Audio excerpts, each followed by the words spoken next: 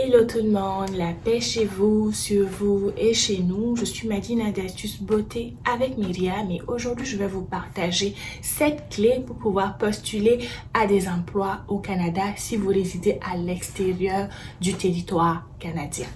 Avant de rentrer dans le vif du sujet, j'aimerais dire à quelqu'un qui tombe sur cette vidéo, qui est peut-être découragé, abattu, attristé parce qu'il n'arrive pas malgré les efforts qu'il fait à joindre les deux bouts, à nourrir sa famille ou à payer son loyer, à payer ses factures, qui se bat comme il peut mais qui n'y parvient pas, de garder espoir. L'un des objectifs de cette chaîne, c'est de vous partager les bons plans, de rendre le savoir accessible à tout le monde parce que j'estime que chaque être humain a le droit de gagner dignement sa vie.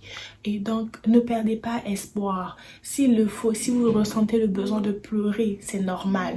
Les échecs, c'est normal. La réussite, c'est un processus. Et tout ce que vous êtes en train de vivre aujourd'hui est en train de vous préparer à la grandeur à laquelle vous êtes destiné. Donc, ne baissez pas les bras. Si vous avez besoin, pleurez parce que vous êtes des humains faits de chair et de sentiments. Vous n'êtes pas des robots. Et donc, après avoir pleuré, essuyez vos larmes et reprenez vos armes qui sont la foi, la prière, la persévérance et continuez. Vous allez voir que ça va aller.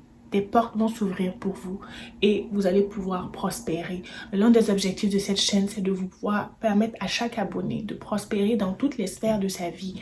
Donc, je vais vous partager de bons plans ici. Voilà pourquoi je vous invite à vous abonner à la chaîne, à activer la cloche de notification pour ne pas rater les prochaines publications et à me laisser un like sous la vidéo si vous avez apprécié le contenu. Alors, la première clé que je vous suggère d'avoir pour postuler à un emploi au Canada, c'est d'avoir une lettre de recommandation, sinon plusieurs lettres de recommandation.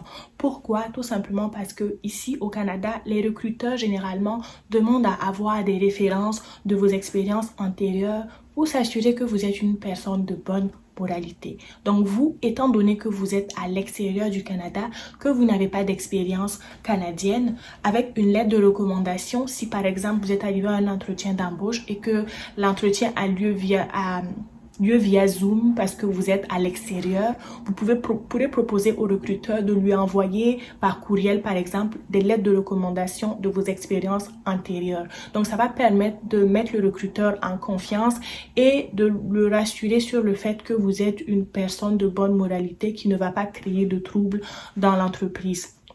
La deuxième clé que je vous suggère d'avoir, c'est de faire une demande d'équivalence de vos formations ou de diplômes que vous avez. Parce que les systèmes sont souvent différents. Par exemple, au Canada, c'est baccalauréat, maîtrise, doctorat. Dans le système LMD en Afrique et en Europe, c'est licence, master, doctorat. Il y a aussi d'autres formations pré-secondaires qui sont là. Donc, pour pouvoir aider le recruteur à comprendre vraiment votre niveau, c'est important de demander des équivalences de vos diplômes selon les exigences canadiennes. Donc, vous allez pouvoir mettre ça sur votre CV et donc le recruteur, en voyant ça, va pouvoir tout de suite comprendre quel est vraiment votre niveau.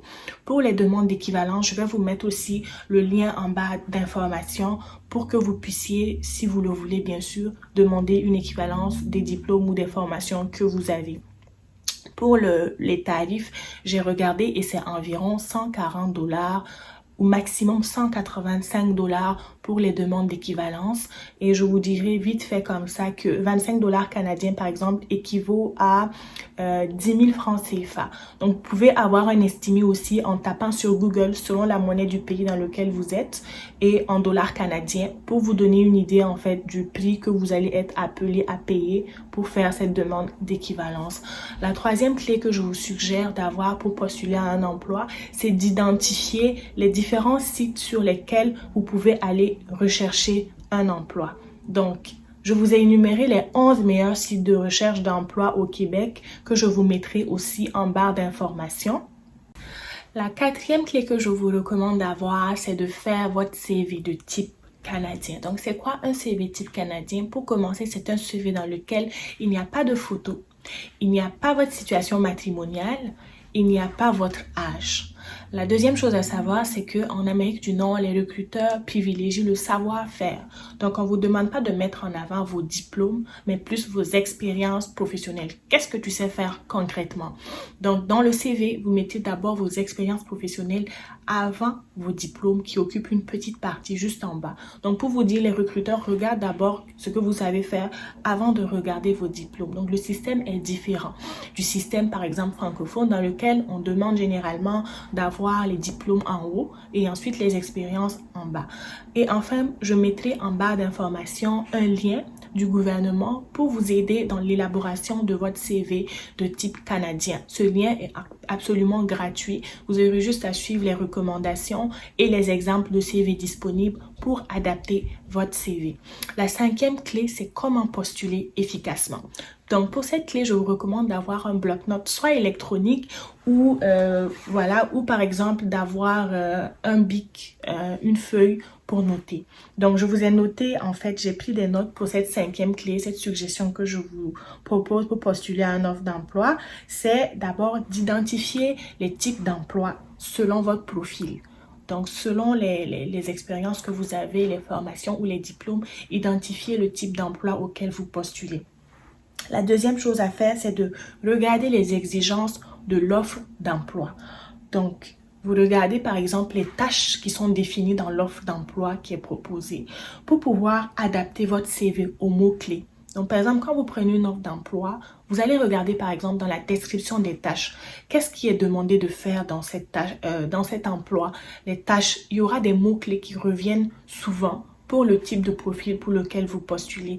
Donc, c'est important d'utiliser les mêmes mots-clés sur votre CV parce que vous avez peut-être eu à faire la même expérience, mais les termes que vous avez utilisés sont différents. Du coup, ça ne rend pas votre CV attractif et accrocheur.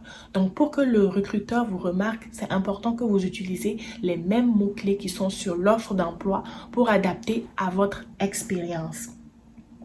Ensuite, c'est ça. Donc, ensuite, vous allez pouvoir, à chaque offre d'emploi, je vous recommande d'aller identifier, en fait, l'entreprise pour laquelle vous voulez postuler.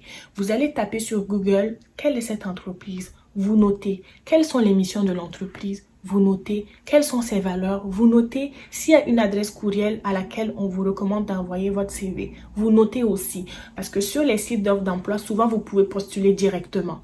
Mais à chaque fois que vous postulez, prenez la peine d'aller noter les informations de l'entreprise. C'est très important.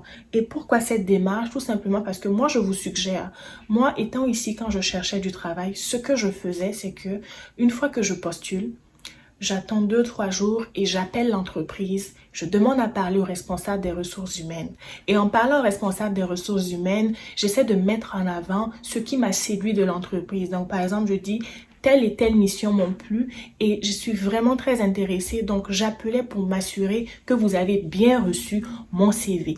Donc là, une fois de plus encore, ça montre votre dynamisme. Pour vous qui êtes à l'extérieur du Canada et qui ne pouvez pas forcément appeler à cause des coûts, vous pouvez par exemple envoyer un courriel 2 ou 3 jours après avoir candidaté et vous mettez l'offre d'emploi en objet. C'est important pour que le recruteur puisse savoir pour quel poste vous postulez. Vous allez pouvoir écrire dans le courriel que vous venez simplement vous assurer qu'ils ont bien reçu votre candidature. Vous pourrez ajouter brièvement, ne n'écrivez pas beaucoup, vraiment brièvement, que ce qui vous a vraiment séduit, ce sont les missions. Donc, vous pouvez citer peut-être 2 ou 3 missions de l'entreprise qui collent avec votre profil et votre personnalité. Et voilà, vous envoyez le courriel. Ça permet déjà de montrer que vous êtes très intéressé, que vous êtes dynamique et que voilà, vous êtes potentiellement un bon candidat.